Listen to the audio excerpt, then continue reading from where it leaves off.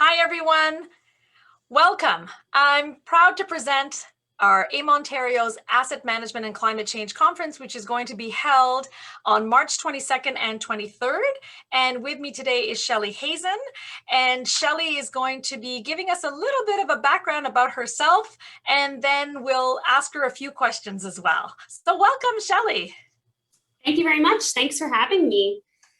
So by way of introduction, my name is Shelley Hazen, and I'm a climate change adaptation specialist with GEI Consultants in the Savanta Division in Ontario. And my work really focuses on identifying the vulnerabilities, risks, and even the opportunities that climate change poses across all systems and sectors, and really helping my clients to not only understand climate uncertainty and what it means for them, but helping them to adapt and become more resilient to future climate and extreme weather events.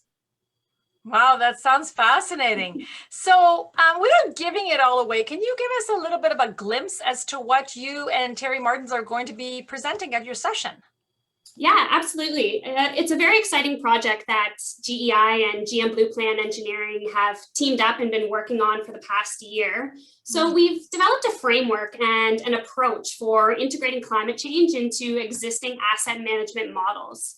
And we've created this multi-phase pilot project and have 5 municipal participants from across the GTHA to really identify climate events and impacts of concern for municipal assets and levels of service. So from there, we began assigning response strategies or adaptation strategies that can address these climate events of concerns. And these adaptation strategies are being run through an asset management decision support system, a DSS. And this actually allows us to quantify the financial impact of climate change adaptation and the impact to the customers before and after climate change is considered. So as a result, we're better able to inform decision-making on level of service implications and costs that are associated with climate change adaptation.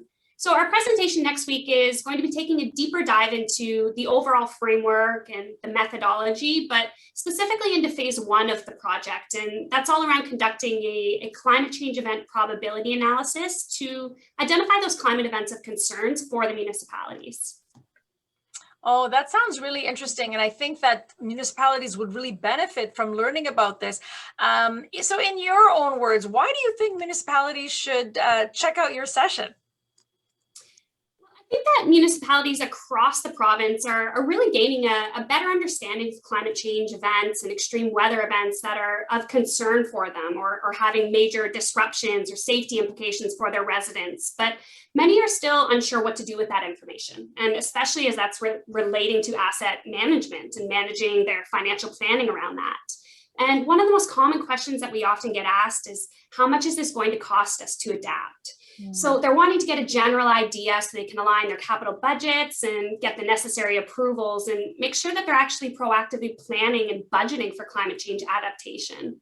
And it's a really great time for municipalities to be asking these important questions because there's actually existing funding programs and grants that can be leveraged to support these types of initiatives. And FCM's asset management program is just one great example.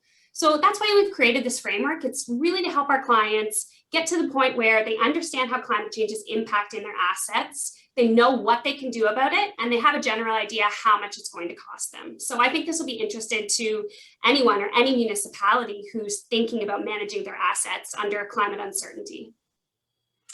Okay, well, thank you so much for joining us today. And for all of you out there, don't forget to register for next week's Climate Change and Asset Management Conference, Part 2.